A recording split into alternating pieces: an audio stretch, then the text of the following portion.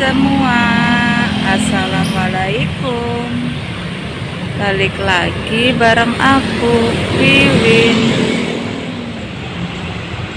Nah ini tuh aku lagi nunggu jemputan ya teman-teman. Mau OTW nguli. Ini di depan apartemen bos aku ya. Kalau pagi ya ramai gini karena orang pada mau berangkat kerja.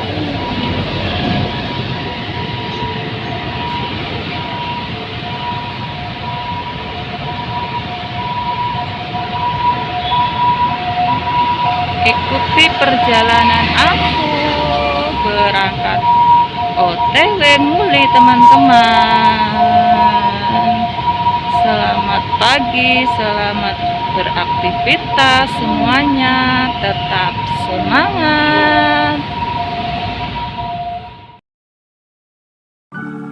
Nah ini tuh aku udah berada di dalam mobil ya teman-teman.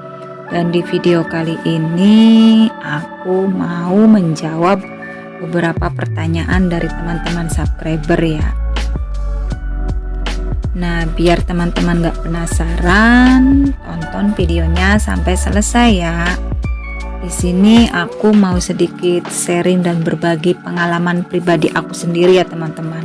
Sebenarnya aku tuh kadang merasa malu ya kalau harus ibaratnya menjelaskan gitu, tapi ya demi teman-teman subscriber jadi aku mau menjawab pertanyaan yang sering ada di kolom komentar gitu ya teman-teman. Nah untuk pertanyaan yang pertama, sering banget ada yang nanya, Kak udah berapa tahun sih kerja di Taiwan? Nah di sini aku mau menjawab ya. Jadi pertama kali aku kerja di Taiwan atau datang ke Taiwan itu tahun 2011 ya teman-teman. Nah tidak perlu dijelaskan berapa tahun, pasti teman-teman pada pinter ngitung ya. Dan awal datang tahun 2011 itu aku bukan pada majikan yang sekarang ya teman-teman. Jadi aku pertama kali datang itu kerja di daerah Cilung. Nah dan di situ aku nggak kerja lama ya teman-teman, nggak nyampe 1 tahun, jadi cuma 9 bulan ya. 9 bulan terus aku pindah di majikan yang sekarang di Taipei. Alhamdulillah sampai sekarang ya teman-teman, jadi satu majikan ya dari tahun 2012 sampai sekarang ya teman-teman. Nah dan untuk waktu yang lama itu ibaratnya aku tuh bukannya nggak pernah pulang ke Indonesia ya teman-teman. Jadi di majikan yang sekarang dari tahun 2012 sampai sekarang aku tuh ada cuti gitu ya teman-teman. Aku 2 tahun sekali cuti ke Indonesia, 1 bulan terus balik lagi ke sini. Terhitung itu aku cuti 4 kali ya teman-teman. Untuk cuti terakhir kali itu tahun 2020 awal. Jadi sebelum udah ada COVID sih, sebelum marak banget COVID-nya ya. Ibaratnya baru awal-awal ada COVID, aku cuti awal tahun 2020 itu. Dan kalau udah marak banget COVID, mungkin aku nggak jadi cutinya dan nggak boleh juga ya teman-teman. Karena waktu aku cuti itu masih belum merebak banget gitu yang namanya COVID. Udah ada sih waktu itu kan di Cina yang udah parah, itu di Taiwan belum gitu teman-teman. Nah pas aku nyampe di Indo, di Taiwan mulailah COVID itu merebak banget gitu teman-teman. Sampai majikanku aja khawatir dan telepon aku, katanya bagaimana di Indo keadaannya. Kataku di Indo kan belum ada gitu teman-teman, awal tahun 2020 kan belum ya di Indo. Kata aku di sini aman, nggak ada, ibaratnya nggak ada COVID gitu. Majikanku kan khawatir kamu nanti bisa balik lagi ke sini apa enggak. Kata aku ya mungkin bisa lah, kata aku. Nah dan akhirnya aku sebulan di rumah, aku balik lagi ke Taiwan. Aku masih bisa terbang waktu itu ya teman-teman. Dan setelah aku nyampe di sini, aku pun nggak tahu kalau aku nyampe di sini itu karena peraturan mendadak juga ya teman-teman. Aku tuh harus dikarantina dan waktu itu aku karantina 14 hari ya teman-teman. Nah dan itulah ya yang yang sering dipertanyakan, udah berapa tahun sih? Nah, itu udah aku jawab ya teman-teman. Dan banyak juga yang nanyain begini, Kak, di Taiwan kerja apa sih? Apakah ada juga yang ngomong apakah kerja di pabrik gitu. Mungkin aku juga merasa ya, mungkin dilihat dari vlogan aku tuh vlogannya selalu di luar rumah gitu ya teman-teman. Istilahnya kegiatan aku itu di luar rumah, kayak jalan-jalan lah, kayak ke supermarket, belanja atau apa. Mungkin kan teman-teman itu pada berpikir gitu, aku kan TKW kok bebas banget apa gitu. Mungkin kan pada nanyain apa kerjaannya, ada juga yang ngomong apakah di pabrik. Nah, di sini aku mau menjawab ya teman-teman. Jadi aku itu di sini kerjanya PRT, TKW PRT ya teman-teman, bukan di pabrik, yaitu di informal ya teman-teman. Nah, dan di Taiwan itu ibaratnya kalau kayak kita PRT, orang Taiwan itu memperbolehkan ngambil pembantu dari luar negeri itu harus ada rujukan surat dari dokter ya teman-teman. Jadi istilahnya begini, seumpama di dalam keluarganya ada orang yang lansia, yang tua gitu teman-teman, ada orang yang sakit juga, terus kadang ada orang punya anak yang nggak normal gitu teman-teman. Jadi pokoknya benar-benar ibaratnya orang yang mau dijaga ini membutuhkan bantuan orang, tidak bisa melakukan sesuatu sendiri gitu teman-teman. Jadi baru diperbolehkan mengambil pembantu.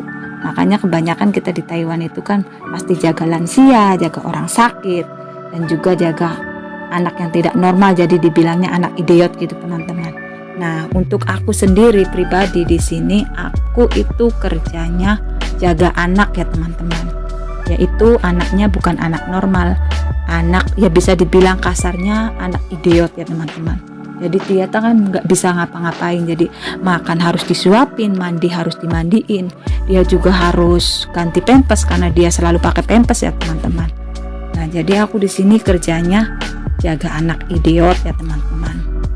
Anaknya cewek, sekarang dia udah gadis ya teman-teman, udah umur 15 tahun. Jadi waktu aku datang itu dia masih umur 5 tahun, masih sekolah TK, dan sekarang dia udah SMP kelas 3 teman-teman. Udah gadis.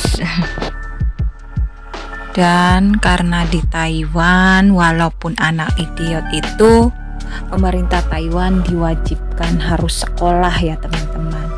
Jadi kerjaan aku itu tiap hari menemani anak tersebut di sekolahan ya teman-teman. Dan karena di Taiwan juga sekolah itu sehari penuh ya teman-teman. Nggak kayak di kita sekolah itu cuma setengah hari. Kalau di sini full sehari ya teman-teman, dari pagi sampai jam 4 itu baru keluar dari sekolahan.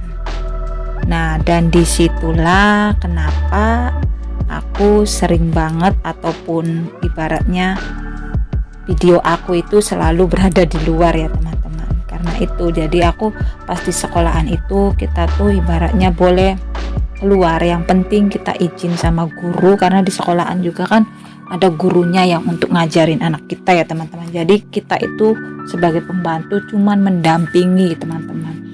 Jadi kalau kita mau izin keluar juga boleh, walaupun cuma sebentar, ibaratnya setengah jam ataupun sejam gitu teman-teman, kita boleh keluar. Dan kita juga harus ngerti, harus lihat-lihat waktu gitu ya teman-teman. Jadi yang penting pas anak kita membutuhkan, kita itu ada gitu di sekolahan gitu ya teman-teman. Kayak seperti pas makan kan harus disuapin, harus minum obat juga, harus ganti pempes juga. Jadi pas yang dibutuhkan kita itu ada gitu. Kayak olahraga juga kita kan harus mendampingin gitu ya teman-teman. Dan sekolahannya juga tempatnya itu strategis ya teman-teman. Jadi mau ke toko Indo, mau ke pasar, mau ke supermarket juga serba deket gitu ya teman-teman. Jadi nggak memakan waktu lama gitu. Jadi walau kita cuman keluar sebentar, setengah jam atau sejam lebih gitu, kita kan ibaratnya bisa gitu mau ke toko Indo juga, mau ke pasar juga gitu kan teman-teman. Jadi Jadi kadang kalau aku ibaratnya malas jalan kaki, kadang aku kan sering juga naik sepeda gitu teman-teman ya. Nah, jadi itu ya, biar teman-teman nggak penasaran apa kerjaan aku di sini, udah aku jawab ya. Dan udah berapa lama juga aku di Taiwan, udah aku jawab juga ya teman-teman.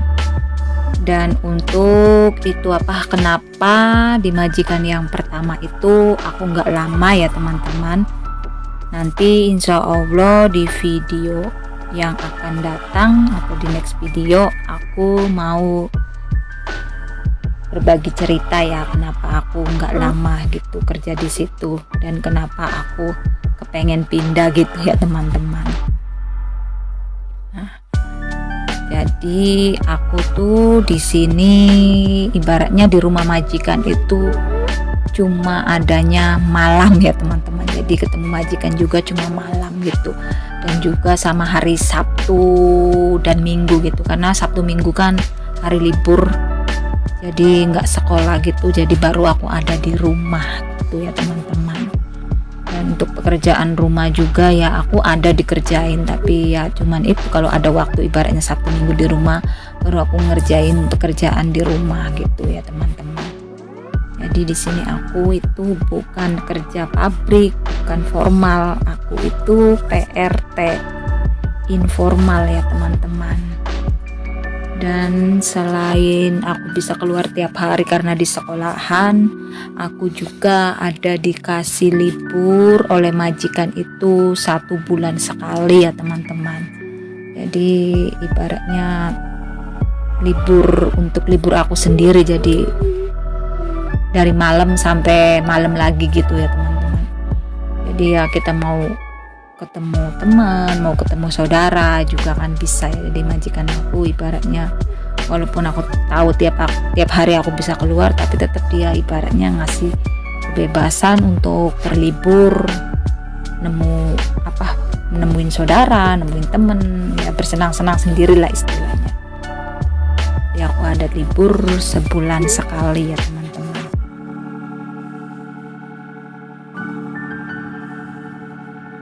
Nah, dan sepertinya videonya sampai di sini aja dulu ya teman-teman. Dan nanti barangkali teman-teman ada lagi yang mau ditanyain, boleh tulis di kolom komentar ya teman-teman. Terima kasih yang udah klik dan udah mau nonton video ini. Jangan lupa di like dan di komen. Dan bagi yang baru menemukan channel aku, yang baru mampir, jangan lupa di subscribe dulu. Nyalakan pula tombol loncengnya agar teman-teman tidak ketinggalan video terbaru dari aku. Sampai ketemu di next video ya. Terima kasih. Bye bye. Assalamualaikum.